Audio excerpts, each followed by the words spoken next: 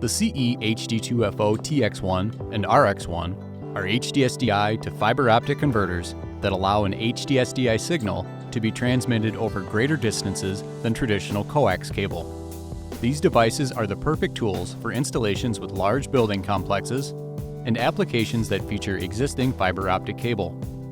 To transmit, connect the HD-SDI output from the camera into the HD2FO-TX1. Then connect an LC-type single-mode fiber-optic cable to the device.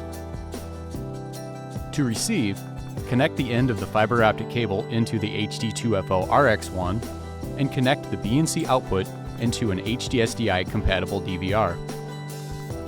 The HD2FO-TX1 can transmit both HD-SDI signals and RS-485 data at distances up to 12 miles to the HD2FO-RX1, depending on your fiber optic cable integrity. Each device comes in a mountable, rugged aluminum housing and features LED indicators for power, video, data, and fiber optic status.